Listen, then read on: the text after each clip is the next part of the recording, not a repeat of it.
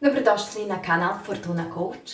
Ja sam Anita i u ovom videu želim da podelim sa vama nešto o podrazumevanju u odnosima koje može biti ključni faktor za uspeh ili neuspeh. Da li znate šta vaša osoba stvarno misli? Ako ne znate, otkrite kako razumeti vašeg sagovornika i zajedno izgraditi snažniji odnos. Podrazumevanje u odnosima zasniva se na pretpostavkama i očekivanjima koje osobe imaju jedna prema drugoj i koje ne moraju izričito verbalizovati.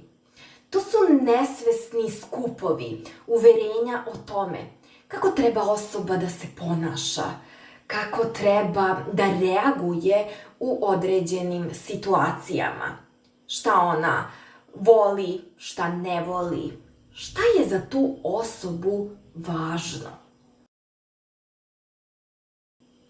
Podrazumevanje može biti korisno jer ono olakšava komunikaciju i pomaže osobama da se osjećaju povezano. Međutim, može postojati negativno podrazumevanje koje proizilazi iz predrasuda, ranijih iskustava ili nedostatka jasne komunikacije. Postanite svesni vaših uverenja i šta vi podrazumevate u odnosima. Razmislite o tome koja su vaša prethodna iskustva, uverenja ili ličnost oblikovali vaš način razmišljanja o odnosima. Otvoreno razgovarajte sa osobom o vašim očekivanjima, željama i potrebama u odnosu. Budite iskreni i slušajte pažljivo ono što osoba ima da vam kaže. Jasno postavite granice u odnosu i razgovarajte o onome što je za vas prihvatljivo, a šta nije. Pokušajte se staviti u poziciju druge osobe i sagledati situaciju iz njene perspektive. Empatija će vam omogućiti da bolje razumete misli i osjećanja osobe. Nemojte pretpostavljati da osoba automatski razume šta vi želite. Pretpostavke mogu dovesti do nerazumevanja i frustracija. Ako niste sigurni u nešto, pitajte osobu da vam potvrdi vaše razumevanje.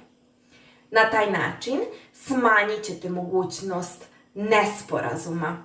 Razmislite o svojim reakcijama i emocionalnim odgovorima na određene situacije u odnosu.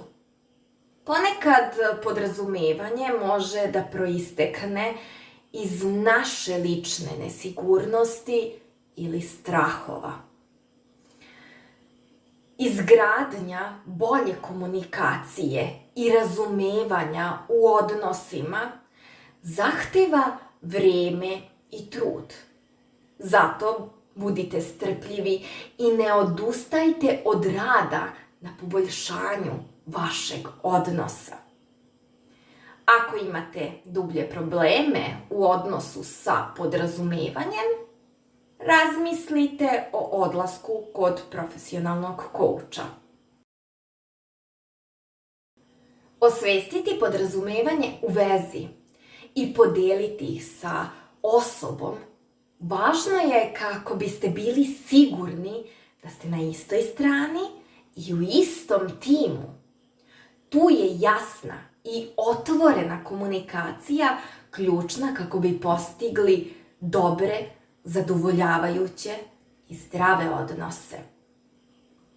Pravo je zadovoljstvo snimati video za vas koji pratite i bilo bi mi značajno da mi pišete šta želite još da podelim sa vama, a da to vama bude korisno. Do sledećeg viđenja, s ljubavlju, Anita.